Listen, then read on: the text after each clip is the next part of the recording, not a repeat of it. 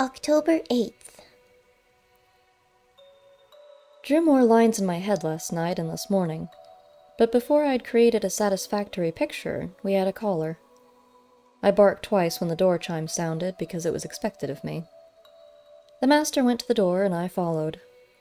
A tall, solidly built man, dark-haired, was on the stoop, and he smiled. "Hello," he said. "My name's Larry Talbot.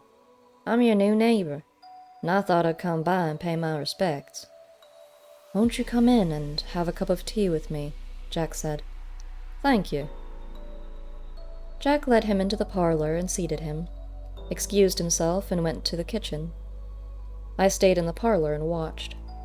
Talbot glanced several times at the palm of his hand, then studied me. "Good boy," he said. I opened my mouth, let my tongue hang out, and panted a few times, but I did not approach him. There was something about the way he smelled, an underlying suggestion of wildness that puzzled me. Jack returned with a tray of tea and biscuits, and they chatted for a time.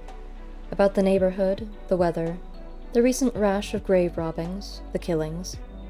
I watched them, two big men, the air of the predator about each, sipping their tea now and discussing the exotic flowers Talbot cultivated, and how they might fare even indoors in this climate.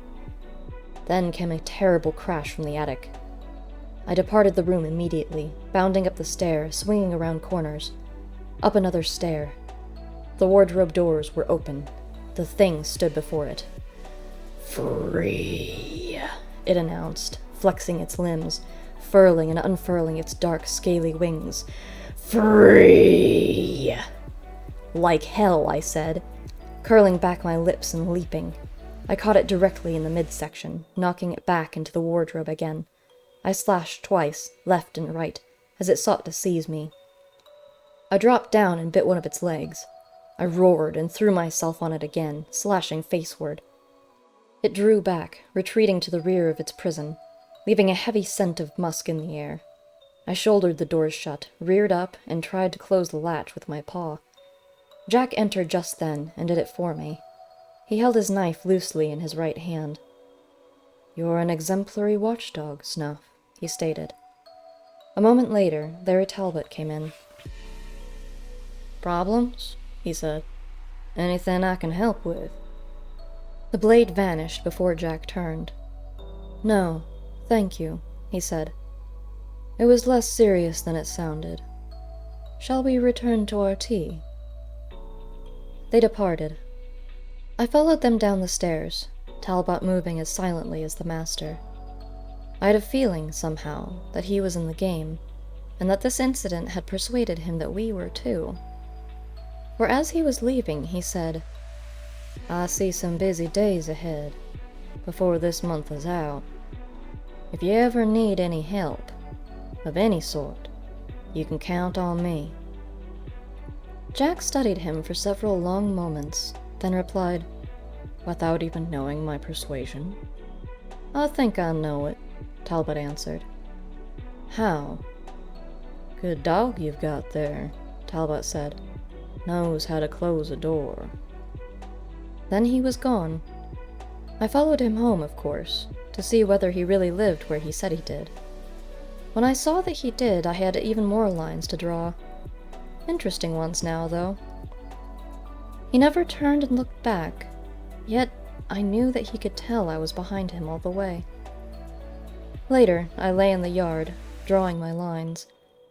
It had become a much more complicated enterprise. Footsteps approached along the road, halted. "Good dog," croaked an ancient voice. It was the druid. There followed a plop on the ground nearby, as something he'd tossed over the garden wall landed. "Good dog." I rose and inspected it as he passed on along his way. It was a piece of meat.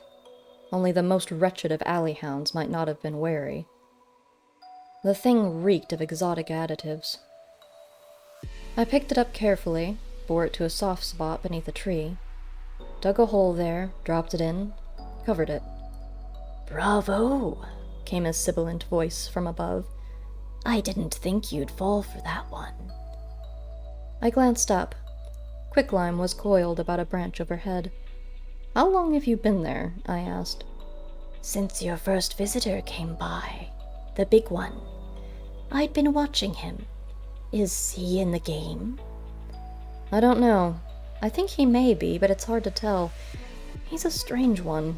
Doesn't seem to have a companion." "Maybe he's his own best friend. Speaking of which..." "Yes?" "The crazy witch, his companion, may be running out of steam about now." "What do you mean?" "Ding dong dell." "I don't follow you." "Literally. Pussy's in the well." "Who threw her in?" "Macabre, full of sin. "Where is it?" "By the outhouse, full of shit. Back of Crazy Jill's place. Keeps it from going dry, I guess." "Why tell me? You're the antisocial one." "I've played before," he hissed. "I know it's too early in the game to begin eliminating players. One should wait till after the death of the moon. Macabre and Morris are new at it, though." I was on my feet and moving. Pussyfoot, wet, wet, wet," I heard him chanting as I ran off toward the hill.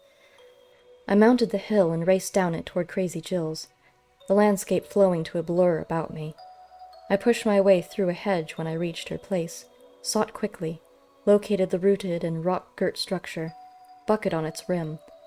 I ran to its side, rested my forepaws upon the ledge, and peered down into it. There was a faint splashing sound below. "Gray!" I called. A very faint "Here" came to me. "Get off to the side. I'm going to drop the bucket," I called. The splashing grew louder and faster. I pushed the bucket off the ledge and listened to it wind down, heard it splash. "Get in!" I called. If you've ever tried turning a crank with your paws, you know that it's rough work. It was a long, long while before I'd raised the bucket high enough for Graymalk to remove herself to the ledge. She stood there, drenched and panting. "How did you know?" she asked me. Quicklime saw it happen, felt the timing was bad, told me. She shook herself, began licking her fur. "Jill snatched a collection of Morris and Macabre's herbs," she said between licks. "Didn't go inside their place, though. They left them on their porch. Nightwind must have spotted us. Anything new?" I told her about Bubo's visit last night, and Talbot's this morning. "I'll go with you," she said. "Later, when I'm rested and dry. We'll check out the Count's crypt." She shook herself again, licked again. "In the meantime," she went on, "I need a warm place and some catnapery." "I'll see you later then. I have to check some things around the house." "I'll come by." I left her there near the outhouse. As I was making my way through the hedge, she called out, "By the way, thanks." "De nada," I said, and moved on up the hill.